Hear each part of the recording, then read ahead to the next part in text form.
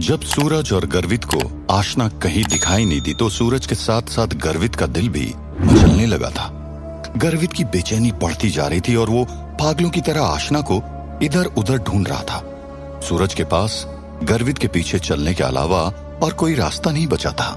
हमेशा की तरह सूरज की बातों को गर्वित नजरअंदाज करता जा रहा था और अस्पष्ट दिमाग के साथ आशना को ढूंढता जा रहा था। जब वो दोनों पार्टी हॉल के दरवाजे से निकलकर सीढ़ियों की तरफ बढ़े तो उनकी नजर नीचे खड़ी महिलाओं के दल पर पड़ गई थी। वो महिलाओं का दल आशना को घेर कर खड़ा था, लेकिन आशना के चेहरे पर शांति और हाव भाव में कोई अनिच्छिक परिवर्तन नहीं देखा गया था। नीचे उन औरतों के बीच बातों का मेला लगा हुआ था, लेकिन चूंकि गर्वित और सूरज उनसे थोड़ा दूर थे और पार्टी हॉल के आवाजों के कारण कुछ भी सुन नहीं पा रहे थे, उन महिलाओं और आशना की हरकतों को देखकर ही वो दोनों अंदाजा लगाने में व्यस्त थे। सूरज और गर्वित अब इस स्थिति को समझने की कोशिश कर ही रहे थे कि तभी कोमल ने वाइन का ग्लास गुस्से से जमीन पर फेंक दिया था। वो दोनों इस स्थिति से अनजान बस हालातों पर नजर रख रहे थे। आशना की तरफ से भी कुछ बोले गए, जिससे नीचे का वातावरण गुस्से से दूषित हो गया था और कोमल ने दूसरी बार वाइन आशना के चेहरे पर उड़ेल ली थी। बात यहां खत्म नहीं हुई थी। कोमल ने आशना को थप्पड़ मारने की भी कोशिश की थी। ये देखकर सूरज और गर्वित दोनों के होश उड़ चुके थे और इससे पहले कि सूरज कुछ बोल पाता या कुछ कर पाता, गर्वित सुपरमैन की तरह वहां से नीचे कूद गया था। जी हाँ, गर्वित वही गर्वित है जिसने आशना को पिछले कई महीनों से दर्द से नवाजा था और आज की इस हरकत से हम क्या समझे? भाई साहब क्यों कूद पड़े थे? खैर, कूद भी पड़े थे और कोमल का हाथ पकड़कर झटक भी दिया था। गर्वित ने आगे आकर आशना को उन सभी महिलाओं से दूर कर दिया था। वहां मौजूद सभी महिलाओं की हालत टाइट हो गई थी और चेहरे पर शिकन के भाव दिखाई देने लगे थे। पिक्चर इतनी अच्छी चल रही थी कि तभी सूरज ने अरे क्या हुआ बोलकर पूरे क्लाइमेक्स की वाट लगा डाली थी। क्या हुआ सुनकर माधुरी को बोलने का एक अच्छा मौका मिल गया था और उसने आशना की बुराई करते हुए गर्वित की तरफ देखकर कहा, गर्वित जीजू, संजना ने पहले मेरी दोस्त कोमल को मारा और धमकाया भी इसे। आशना तो न जाने कौन सी ख्वाबों में गोते लगा रही थी कि उसे यकीन ही नहीं हो रहा था कि गर्वित उसके सामने खड़ा है। माधुरी जानती थी कि गर्वित आशना से नफरत करता है, इसलिए वो गर्वित के मन में और जहर घोलकर अपने आप को उस स्थिति से बाहर निकालना चाहती थी। आशना को लगा कि गर्वित अभी पीछे मुड़ेगा और उससे स्पष्टीकरण करने को कहेगा, इसलिए वो गर्वित की बातों का इंतजार करने लगी थी। आखिर गर्वित किसका साथ देने वाला था, आशना या माधुरी? चलिए देखते हैं। आशना के चेहरे पर कोई भाव नजर नहीं आ रहे थे। गर्वित की मौजूदगी को लेकर वो पहले से काफी असमंजस में थी और अब माधुरी की शिकायतों ने उसे और ज्यादा असमंजस में डाल दिया था।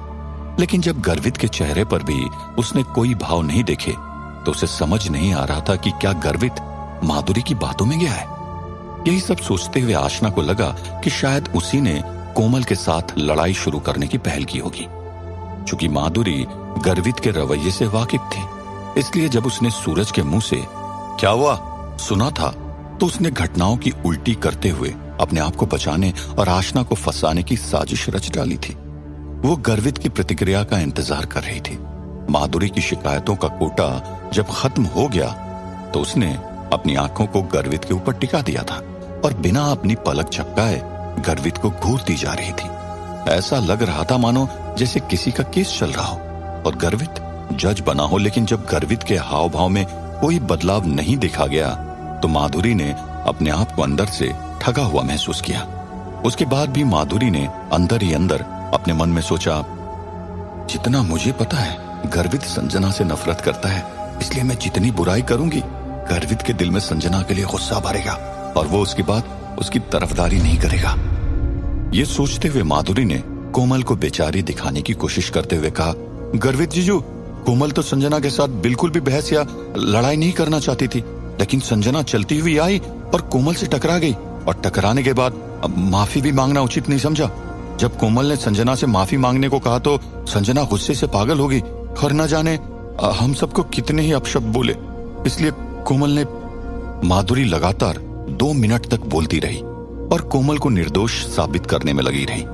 जब माधुरी अपने ताबड़तोड़ अंदाज में घटनाओं का गलत रूपांतरण कर रही थी, तब भी गर्वित के चेहरे पर कोई भाव नहीं थे, लेकिन उसके दिमाग में दो लड़कियों के टकराने की तस्वीर घूम रही थी। और अचानक गर्वित की तरफ से एक प्रतिक्रिया आई। उसने अपनी गर्दन हिलाते हुए, जैसे उसे सब कुछ समझ आ गया हो, माधुरी की तरफ देखा और कहा, माफी। माफी। माधुरी यकीन के साथ तो नहीं कह सकती थी कि गर्वित को कितना और क्या समझ में आया, लेकिन जब उसने गर्वित के मुंह से माफी सुना तो उसे लगा कि शायद बात बनने वाली है। इसलिए आग में घी डालते हुए उसने कहा, जी गर्वित जीजू, कोमल तो शुरू से संजना को सिर्फ माफी मांगने के लिए कह रही थी, लेकिन संजना ने बेवजह बात को आगे बढ़ाया और हम सबको असभ्य और बेशर्म तक कह दिया। अब आप ही बताओ कि ये कहां तक उचित है। माधुरी के मुंह से दोबारा ये चीज सुनते हुए गर्वित का दिमाग सुन्न पड़ गया था।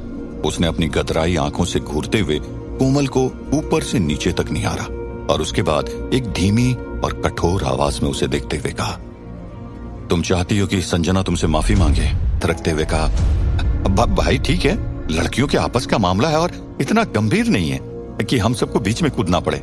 हम सब यहाँ अच्छे घर से हैं और भली भांति जानते हैं कि लड़ाई किसी भी बात का कोई हल नहीं है। संजना ने कोमल को धक्का दिया और कोमल ने संजना के ऊपर वाइन गिरा दी, खत्म हो गया ना, टिट फॉर टैट। और कोमल ने भी कोई सच में थप्पड़ थोड़ी मारा यार। सूरज ने गर्वित के गुस्से को शांत करने की कोशिश की। सूरज ने अगले ही पल माधुरी और कोमल को अपनी आंखों से इशारा करते हुए वहां से जल्दी निकलने को कहा। सूरज की तरफ से मिला इशारा माधुरी और कोमल अच्छी तरह समझ चुके थे और जल्दी से वहां से निकलना भी चाहते थे। माधुरी ने कोमल की तरफ देखा, जो अभी भी गर्वित के यहाँ होने से काफी डर रही थी। माधुरी ने कोमल का हाथ पकड़ा और उसे वहां से लेकर निकलने लगी।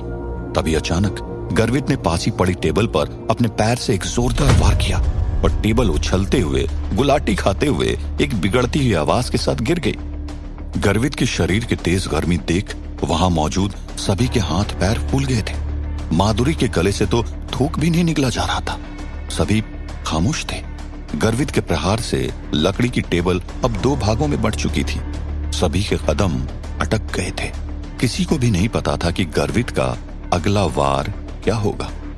इससे पहले कि सूरज कुछ कर पाता, गर्वित ने अपनी कठोर आवाज में कहा, क्या मामला खत्म हुआ? किसने कहा तुम लोगों से कि मामला खत्म हो गया है? ये सुनकर माधुरी को हल्के हल्के चक्कर आने लगे थे। उसने सपने में भी नहीं सोचा था कि गर्वित संजना के लिए इस तरह लड़ भी सकता है। सबकी बोलती बंद हो चुकी थी, लेकिन पार्टी हॉल में एक गायक की बोलती बंद नहीं हुई थी। वो गायक अभी भी अपने सुर ताल संजोए बॉलीवुड गाने गाया जा रहा था और उसकी मध्यम आवाज इस घोर शांति के वातावरण में साफ साफ सुनाई दे रही थी। ये कैसा रहेगा अगर कोमल संजना से माफी मांग ले तो? सूरज ने गर्वित को शांत करने के लिए कहा और फिर दोबारा गर्वित को ठंडा करते हुए एकदम धीमी आवाज में गर्वित की तरफ देखते हुए बोला, ठीक है ना अब तो? गर्वित के चेहरे को देखकर बिल्कुल भी नहीं लग रहा था कि वो सूरज की बात सुनकर संतुष्ट हुआ है। इसलिए सूरज दो कदम आगे बढ़ता हुआ गर्वित के पास पहुंचा और धीमी आवाज में उसे समझाने की कोशिश करते हुए बोला, भाई अगर वो माफी मांग रही है तो बात को यहीं खत्म करते हैं ना। लड़कियां हैं यार, तेरा उन्हें मारने का इरादा तो नहीं है ना? हैं? लड़कियां? ये बोलते हुए गर्वित इतना जोर से हंसा जैसे मानो उसने सूरज के मुंह से कोई जोक सुन लिया। एक पल हंसने के बाद अचानक गर्वित के चेहरे पर वो गुस्सैल रूप दोबारा आ धमका और उसने अपनी तीखी नजरों से कोमल की तरफ देखते हुए कहा, मैं औरत को नहीं मारता हूं। गर्वित एकदम शांत खड़ा था, लेकिन उसकी शांति में कुछ तूफान आने का अंदेशा हो रहा था। कुछ चंद सेकंड्स के बाद गर्वित ने अचानक पीछे से आशना का हाथ पकड़ा और उसे पकड़ते हुए 4 कदम चलते हुए कोमल के पास गया और आशना की कलाई उठाते हुए कोमल के चेहरे पर रसीद के एक थप्पड़ जड़ दिया। गर्वित की यह हरकत इतनी तेज थी कि वहां मौजूद कोई भी समझ नहीं पाया था। वो सभी तो गर्वित के मुंह से निकले शब्द मैं औरत को नहीं मारता हूं का अपने दिमाग में वर्णन कर रहे थे कि क्या हो गया। एक जोरदार चपेट कोमल के गालों को छूकर निकल चुकी थी और पूरी बैल्कनी में उस आवाज में जोरों शोरों से प्रतिशोध भी हुआ था, लेकिन दीवारें उस आवाज को फटाक से गिटक गई थी। थप्पड़ मारने के बाद गर्वित ने दोबारा आशना को अपने पीछे खड़ा कर दिया था। गर्वित के इस हरकत से सभी हक्के बक्के रह गए थे और शायद मन ही मन भगवान से वहां से निकलने की प्रार्थना कर रहे थे। पूरी बैल्कनी में एकाएक शांति छा गई थी। ऐसा लगा मानो जैसे समय रुक सा गया हो। अब तो उस गायक की आवाज भी कानों में नहीं पड़ रही थी, जैसे मानो थप्पड़ की गूंज ने पार्टी हॉल को भी हिला के रख दिया हो। सब कुछ मानो जैसे फिल्मों में होता है वैसा प्रतीत हो रहा था। आशना की हथेली पर उठता दर्द और जलन ने उसे इस सदमे से बाहर निकाला था। आशना को भी कुछ समझ नहीं आ रहा था। कहां वो कुछ देर पहले तक बैल्कनी में अकेले झूले पर सो रही थी और कहां अब, जहां हर तरफ हिंसा का माहौल उत्पन्न हो चुका था। आशना के हाथों में एक तेज झंझनाहट महसूस हो रही थी। वो थप्पड़ कोमल को लगा था, लेकिन दर्द और जलन का एहसास आशना को हो रहा था। सोचने वाली बात है, अगर थप्पड़ मारने वाले को इतनी पीड़ा हो रही थी तो सोचिए थप्पड़ खाने वाले का क्या हाल हो रहा होगा। आशना ने अपनी आंखों को घुमाते हुए कोमल की तरफ देखा। कोमल जो अपना मुंह नीचे किए सिसक सिसक के रो रही थी, जिसके एक गाल का हिस्सा पूरी तरह फूल के कुप्पा हो चुका था, जो सुर्ख लाल रंग की चमक को छोड़ रहा था और उसके मुंह के कोने से खून की रसधारा बह रही थी। कोमल का रोना इस तरह बढ़ गया था जैसे मानो वो थप्पड़ उसके गाल को नहीं उसके दिमाग पर लगा हो। उसकी सांसें उसके सिसक के साथ घुल गई थी, इसलिए ऐसा लग रहा था जैसे मानो उसे सांस लेने में तकलीफ हो रही हो। गर्वित ने अपना गुरूर दिखाते हुए एक बार फिर से अपने मुंह से वही शब्द निकाले, मैं औरत को नहीं मारता हूं। गर्वित ने अपने दांतों को पसीजा और अपने होंठों को रगड़ते हुए सूरज की ओर देखकर कहा, वो एक औरत है क्या? ये सब ठीक है? शायद वो थप्पड़ मारने के बाद गर्वित का गुस्सा पूरी तरह से निकल चुका था। जैसे ही गर्वित ने अपनी बात खत्म की, उसने अपने मुंह से थूकते हुए शायद औरत को उसकी मर्यादा का एहसास दिलाया था। अब ऐसा लग रहा था कि गर्वित वहां पर और ज्यादा देर नहीं रुकना चाहता है। गर्वित ने आशना का हाथ पकड़ा और उसे पकड़ते हुए सीढ़ियों की तरफ बढ़ने लगा। ये देखकर माधुरी की जान में जान आ गई थी। जो कुछ भी हुआ, सूरज ये नहीं होने देना चाहता था, लेकिन शायद कोमल की किस्मत को यही मंजूर था। क्या माधुरी अब आशना से उस थप्पड़ का बदला लेगी? क्या कोमल अब आशना की जान की दुश्मन बन जाएगी?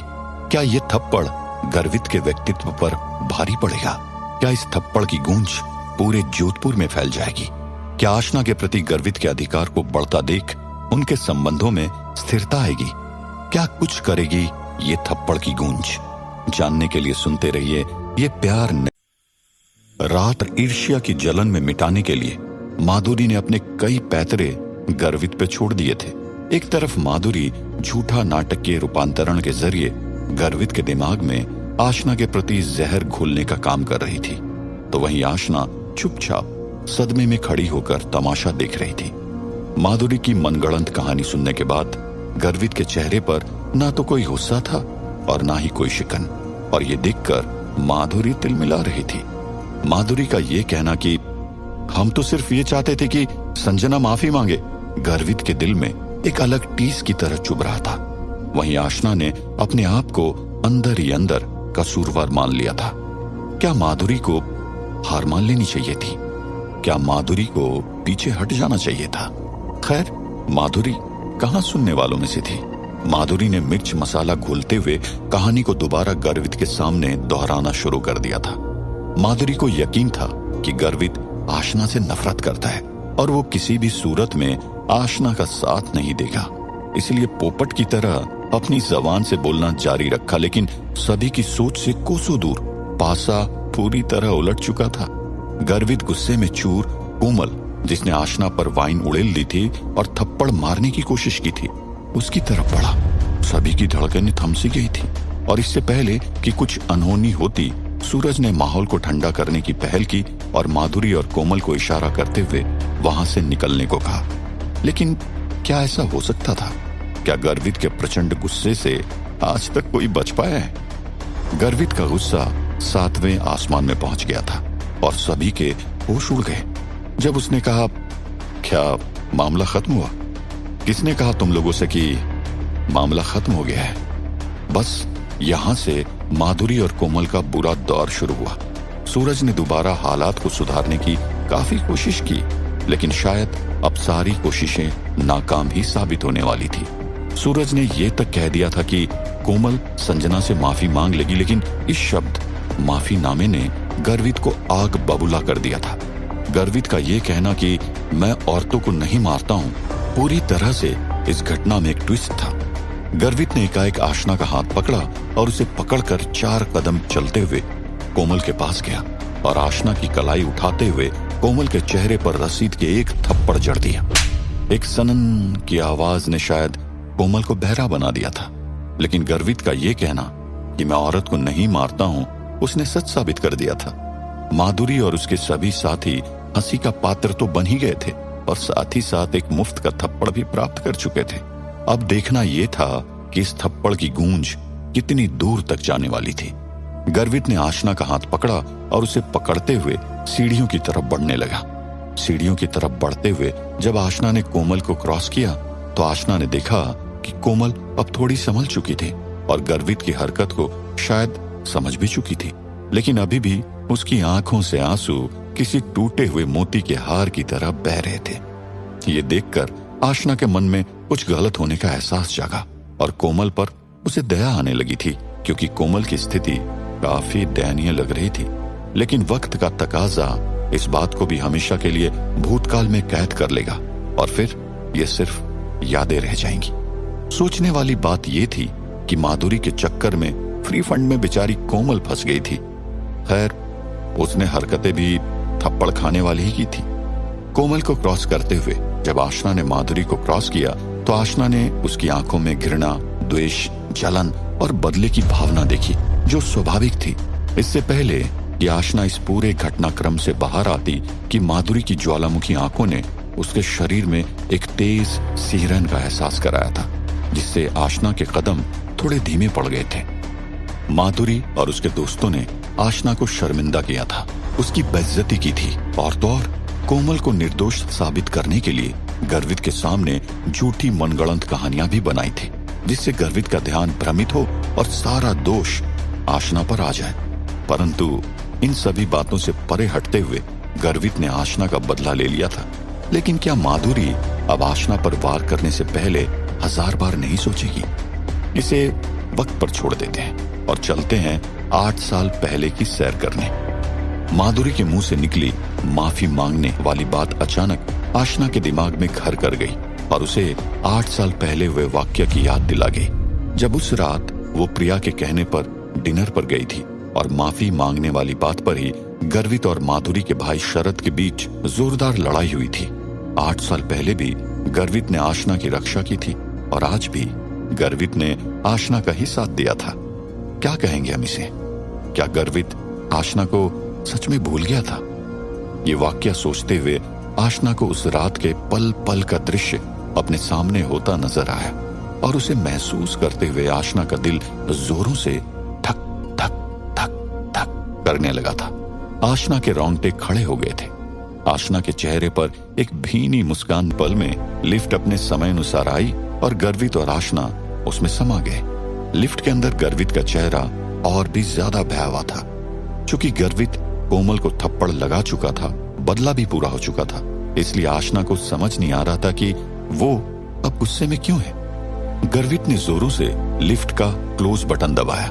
लिफ्ट में केवल आशना और गर्वित ही मौजूद थे, लेकिन उसके बाद भी गर्वित ने आशना के हाथ को आजाद नहीं किया था, बल्कि उस पर पकड़ और ज्यादा तेज हो गई थी, जिससे कहीं न कहीं आशना को हल्का दर्द भी हो रहा था। आशना गर्वित के गुस्से को बेहद करीब से कई बार देख चुकी थी और झेल भी चुकी थी, इसलिए इस बार आशना अपने ऊपर और ज्यादा परेशानियां नहीं आने देना चाहती थी। आशना को पता था कि अगर उसने कुछ भी पूछा तो गर्वित बिफर पड़ेगा और उसे न जाने और क्या क्या दुख और दर्द झेलना पड़ेगा। यही सब सोचते हुए आशना ने अपना मुंह बंद रखा और चुपचाप लिफ्ट के कोने में उस दर्द के एहसास को नजरअंदाज करने की कोशिश की। जब लिफ्ट पहले माले पर पहुंची तो गर्वित ने अपने दूसरे हाथ को उठाते हुए अपनी टाई को लूज किया और उसे निकालते हुए लिफ्ट में फेंक दिया। गर्वित के इस तरह के बर्ताव को देखकर आशना पूरी तरह चौंक गई थी और उसके मन में न जाने किन किन ख्यालों का डर अब उसे सताने लगा था। डर के मारे आशना ने अपनी आंखों को अंधकार में धकेल दिया था। चंद सेकंड्स के बाद आशना ने अपनी आंखें खोली और उस टाई को घूरने लगी। कुछ देर बाद अपने पेट में हो रहे मासिक धर्म के दर्द को नजरअंदाज करते हुए आशना चुपचाप उस टाई को उठाने के लिए झुकी। भले ही आशना ने अपनी प्रतिक्रिया को कितनी भी छुपाने की कोशिश की हो, लेकिन वो गर्वित की नजरों से नहीं बच सकती थी। गर्वित ने आशना की इस हरकत को भांप लिया था और अपनी गर्दन मोड़ते हुए अपनी गुस्सैल आंखों को बाहर निकालते हुए आशना की तरफ गुस्से से देखा। ये देखकर आशना के प्राण निकल गए और वो एकाएक दोबारा अपनी जगह पर खड़ी हो गई। गर्वित का गुस्सा शांत हुआ था या नहीं, लेकिन उसने अपने सर को पीछे लिफ्ट की दीवार पर टिकाया और लिफ्ट के दरवाजे को घूरते हुए दोबारा अपना एक हाथ ऊपर ले जाते हुए अपने शर्ट के 2 बटन खोल लिए। किस तरह की इंसान है वो? शायद गर्वित कोमल के बारे में सोच रहा था। गर्वित ने बचपन से ही किसी की भी बकवास नहीं झेली थी। उसका रूल सिंपल था, आओ तो वेलकम और जाओ तो भिड़कम। लेकिन अगर कोई पंगा लेता तो गर्वित उसे छोड़ने वालों में से नहीं था। जो लोग आशना को घेर कर खड़े थे, उन्होंने इस बात को एकदम हल्के में ले लिया, जैसे कोई गुड्डा गुड्डी की लड़ाई हो। क्या उन लोगों को गर्वित पागल दिखता है? क्या उसमें अक्ल नहीं है? क्या एक माफी मांगने से सब कुछ सही हो जाएगा? अरे भाड़ में जाए माफी। जिस तरह से उन्होंने आशना के साथ बर्ताव किया था, उसके लिए माफी चीज ही क्या थी? क्या वो गर्वित के साथ मजाक कर रहे थे? कम से कम उन्हें एक बेहतर बहाना तो देना चाहिए था। वो लोग क्या सोच रहे थे? क्या उन्होंने ये सोचा कि मैं जिस लड़की को मेरे साथ पार्टी में लेकर आया हूं, वो उसके साथ कुछ भी कर सकते हैं? क्या ये उसके चेहरे पर एक थप्पड़ की तरह नहीं था? गर्वित जितना ये सब सोच रहा था, उतना ही उसका दिमाग खराब होता जा रहा था। आखिरकार लिफ्ट रुक गई, लेकिन बहुत देर तक लिफ्ट का दरवाजा नहीं खुला। ये देखकर गर्वित को और ज्यादा गुस्सा आया और उसने अपने पैर से दरवाजे पर एक जोरदार लात मारी। लात की आवाज के साथ साथ लिफ्ट के खुलने का बीप भी बजा और लिफ्ट खुल गई। जैसे ही दरवाजा खुला, गर्वित तेजी से आशना का हाथ पकड़ते हुए पार्किंग लॉट की तरफ बढ़ने लगा। आशना की घबराहट भी काफी बढ़ गई थी और साथ ही साथ उसका पेट दर्द भी। चूंकि गर्वित के कदम काफी तेज थे, इसलिए आशना को चलने में काफी मुश्किल हो रही थी। बेचारी कुछ बोल भी नहीं सकती थी और दर्द से भी लाचार थी। तेजी से चलते चलते अचानक आशना का पैर मुड़ा और वो जमीन पर गिरने ही वाली थी, लेकिन गर्वित की नजरें आगे चलने के साथ साथ आशना पर भी टिकी हुई थी, इसलिए गिरती हुई आशना को गर्वित के हाथों ने संभाल लिया था। अब गर्वित ने अपने कदमों को धीमा कर दिया था। कुछ दूर चलने के बाद गर्वित के कदम अचानक रुक गए। वो काफी परेशान लग रहा था और उसे लगा जैसे उसकी छाती गुस्से से पूरी तरह भर चुकी है। गर्वित अचानक पीछे मुड़ा और अपनी गुस्सैल आंखों से आशना को देखते हुए बोला, तुम्हें नहीं लगता कि तुम पूरी तरह बेवकूफ हो? क्या तुम्हें लड़ना नहीं आता? अच्छा, माना कि तुम्हें लड़ना नहीं आता, लेकिन भागना तो आता है ना? तो वहां खड़ी खड़ी क्यों उन लोगों की बातें सुन रही थी जब वो तुम्हें धमका रहे थे? तुम आखिर वहां पे खड़ी क्यों थी? हाँ, तुम तो मुझे पागल कर देती हो। क्या मेरा दिमाग खराब था जो मैं तुम्हें पार्टी में लेकर आया? मैं तुम्हें बता रहा हूं, अगली बार अगर ऐसा कुछ हुआ और तुमने अपने लिए लड़ाई नहीं की तो मैं तुम्हें जान से मार दूंगा। गर्वित के मुंह से अचानक धड़ धड़ धड़ गोले बरस रहे थे, लेकिन डांटने के बाद गर्वित पूरी तरह शांत हो चुका था। मानो ऐसा लगा जैसे छाती से भरा हुआ गुस्सा पूरा का पूरा बाहर निकल चुका था। उसने अपना हाथ उठाते हुए अपनी शर्ट की कॉलर को ठीक किया। बटन तो वो पहले से ही खोल चुका था। गर्वित का चेहरा आशना को चमकता हुआ दिखाई दे रहा था और वो उस चेहरे में डूबने ही वाला था कि तभी दोबारा गर्वित ने गुस्से वाली आवाज में कहा, न जाने मैंने कौन से बुरे कर्म किए थे जो भगवान ने तुम्हें भेजा मेरी जिंदगी में, मुझे परेशान करने के लिए। ये बोलकर गर्वित ने दोबारा आशना का हाथ पकड़ा और कार की तरफ बढ़ने लगा, लेकिन इस बार आशना का दर्द काफी तेज और तीव्र था और आशना इसे संभाल नहीं पा रही थी। आशना के कदम हिल भी नहीं पा रहे थे और उसका दर्द लगातार बढ़ता जा रहा था।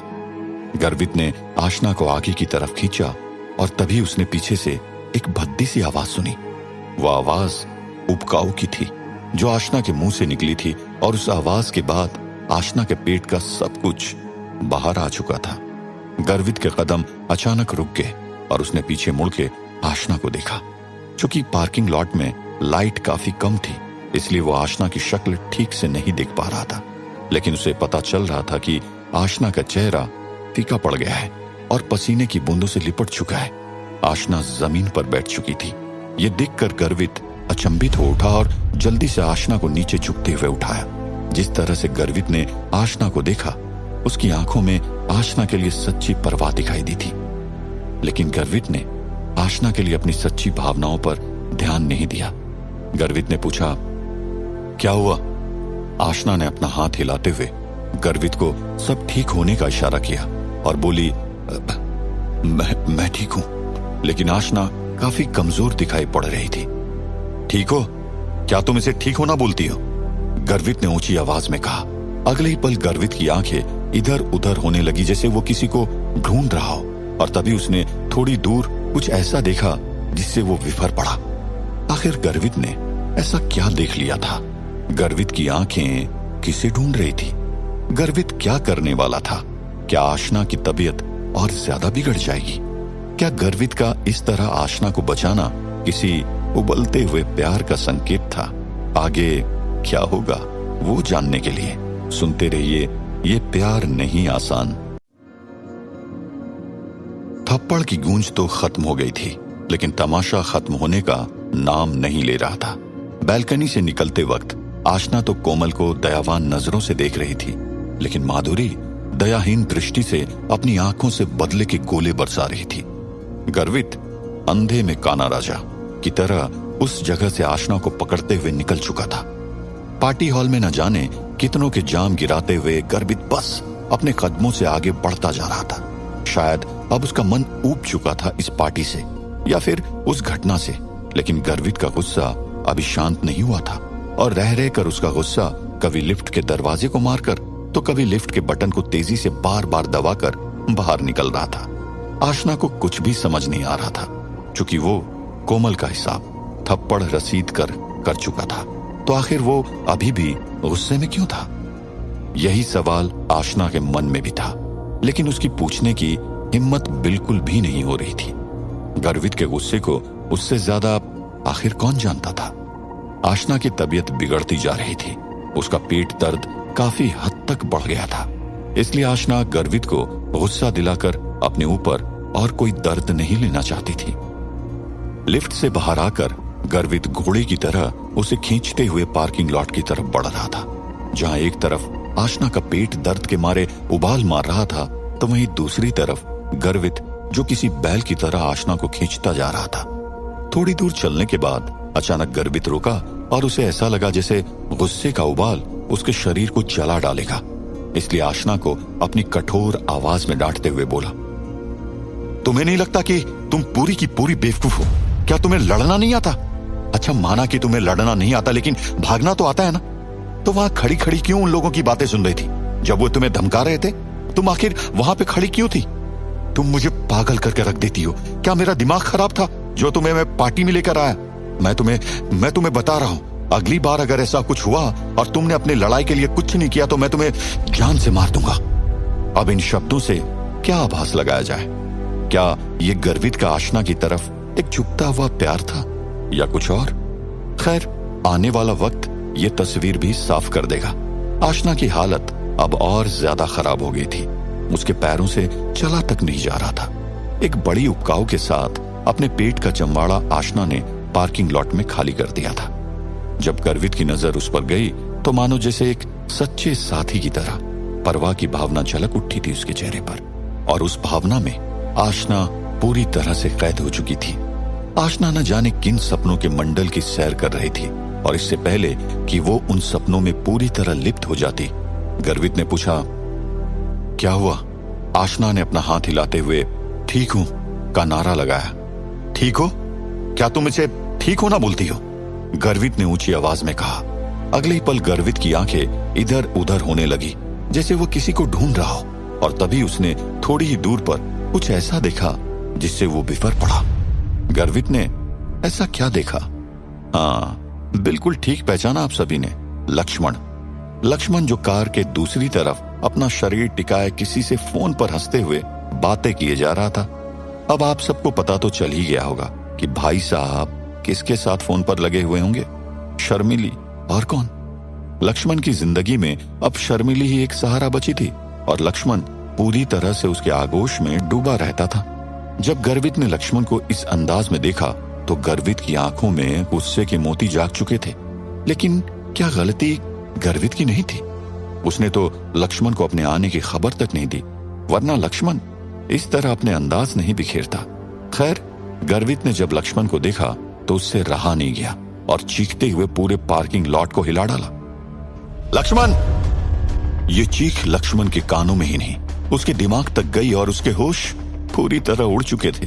एकाएक अपने शरीर को संभालते हुए लक्ष्मण ने कॉल रखा और उस चीख का पीछा करते हुए भागा।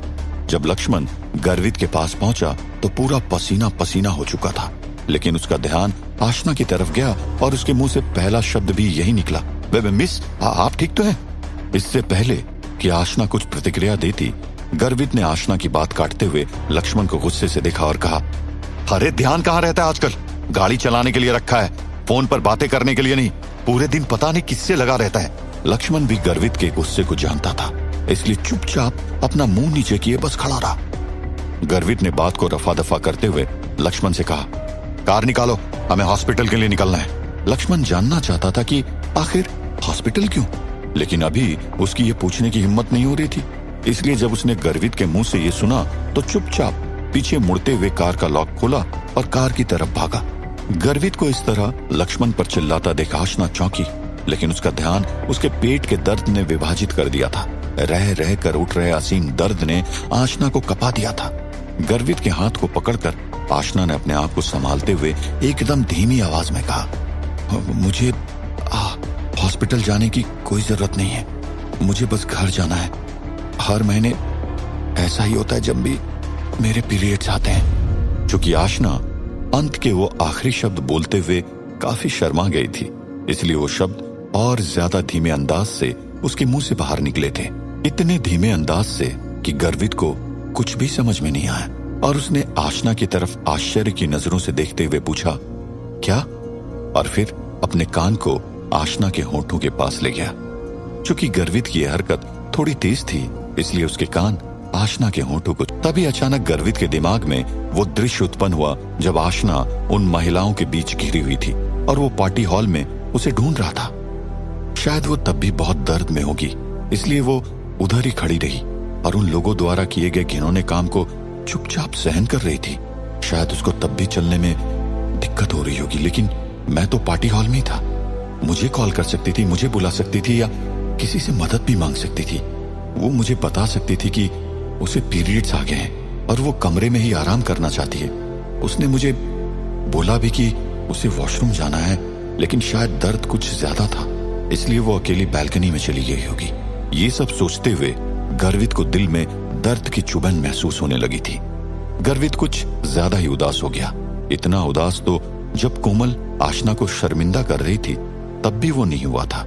गर्वित के चेहरे पर एक अजीब सी मायूसी थी, जैसे ना जाने वो किसी न किसी बात को सोचकर पछता रहा था। लेकिन क्यों? कोमल को तो थप्पड़ मार चुका था। शायद अगर गर्वित पार्टी हॉल में अपनी सिगरेट छोड़कर आशना पर ध्यान देता तो आशना के साथ वो सब नहीं होता। शायद गर्वित यही सोच रहा था। यही सब सोचते सोचते गर्वित की सांसें भारी होने लगी थी। अब गर्वित को अपने ऊपर भी गुस्सा आने लगा था, लेकिन चूंकि आशना साथ थी तो गुस्से का भंवरा उसी पर जाएगा ना। गर्वित ने अपनी काली गदराई आंखों को बाहर निकालते हुए आशना से एक तीखी आवाज में पूछा, मैं तुमसे कुछ पूछ रहा हूं। अगर तुम्हारी तबीयत ठीक नहीं थी तो तुमने मुझे बताया क्यों नहीं? गर्वित की आवाज काफी तेज थी, जो आशना के कानों में गूंजती गई। डर के मारे आशना ने 2 कदम जैसे तैसे पीछे की तरफ बढ़ाए, लेकिन गर्वित ने उसे खींचा और उसके जबड़ों को दबाते हुए अपने दांत को पीसते हुए बोला, सुनाई नहीं दे रहा? बहरी हो? आशना का डर के मारे बुरा हाल था। उसका पेट का दर्द अंदर भौकाल मचा रहा था। वो समझ गई थी कि गर्वित का गुस्सा भड़क उठा है और वो इस गुस्से की आड़ में कुछ भी कर सकता है। लेकिन उसे लगा कि अगर उसने गर्वित को कारण बता दिया तो शायद वो उसे छोड़ देगा, उसे जाने देगा। आशना ने अपने होंठों को अंदर की तरफ भींचा। आशना को सांस लेने में भी काफी मशक्कत करनी पड़ रही थी। उसे नहीं समझ आ रहा था कि वो किस तरह से अपनी बात रखे। कुछ चंद सेकंड सोचने के बाद आशना के मुंह से दबी हुई और बिगड़ी हुई आवाज में कुछ स्वर बाहर निकले। मैंने इसलिए नहीं बताया क्योंकि मैं तुम्हें कोई मुसीबत नहीं देना चाहती थी, तुम्हें परेशान नहीं करना चाहती थी। ये बोलकर आशना की सांस में सांस आने लगी थी। उसने अपनी आंखें बंद कर ली थी। वो आगे के होने वाले पलों को शायद नहीं देखना चाहती थी। आशना ने अपना मुंह नीचे कर रखा था, जिससे उसकी पलकें काफी लंबी और घुमावदार प्रतीत हो रही थी, जिससे वो और भी ज्यादा आकर्षक और खूबसूरती का परचम लहरा रही थी। लेकिन साथ ही साथ उसकी आंखों में गर्वित को निराशा की एक झलक भी देखने को मिल रही थी। गर्वित को समझ नहीं आ रहा था कि ये उसका भ्रम है या आशना असल में निराश है। गर्वित अचानक हांफने लगा था। आशना के मुंह से निकले शब्द, मैं तुम्हें कोई मुसीबत नहीं देना चाहती थी, तुम्हें परेशान नहीं करना चाहती थी, गर्वित के दिमाग में घूमने लगे थे। गर्वित ने ही तो आशना को कहा था ना कि अगर कुछ जरूरी ना हो तो मुझे परेशान मत करना। तो आशना ने तो गर्वित के आदेशों का पालन किया था। लेकिन क्या तबीयत खराब होना जरूरी काम में नहीं आता है? शायद आशना के लिए नहीं आता होगा, लेकिन ऐसे कैसे? जब गर्वित ने ही मना कर रखा था तो आखिर आशना कर भी क्या सकती थी? शायद इसीलिए वो चुपचाप दर्द सहन करती रही और उसने गर्वित को बताना उचित नहीं समझा था। अपने ही बनाए गए नियमों को सोचते हुए गर्वित पहली बार निराशा से भरा हुआ था। उसका हृदय कांप उठा था और उसके शरीर में तेज सिरन दौड़ने लगी थी, मानो ऐसा लग रहा था जैसे किसी ने उसकी छाती में छुरा घोंप दिया। आशना की आंखों में उठते हुए दर्द और अपने शरीर को इस दर्द से जला देख गर्वित ने अपना हाथ आशना के चेहरे से हटाया और 2 कदम पीछे चला गया, जैसे मानो उसे अपनी किसी गलती का एहसास हुआ हो। आशना और गर्वित अब थोड़ा एक दूसरे से दूर थे। दोनों के बीच में फासलों ने जगह बना ली थी और गर्वित की इस हरकत से माहौल थोड़ा अटपटा गया था। आशना को समझ नहीं आ रहा था कि अब आगे क्या होगा। वो तो गर्वित से अब ये पूछने में भी झिझक रही थी कि उसे घर जाना है, लेकिन आशना के ख्यालों को लक्ष्मण ने आसान बना दिया। लक्ष्मण कब से कार को चालू किए गर्वित और आशना का इंतजार कर रहा था, लेकिन जब उसने देखा कि दोनों में से कोई भी नहीं आ रहा है तो वो भागते हुए दोनों के पास पहुंचा और बोला, गर्वित साहब और मिस संजना।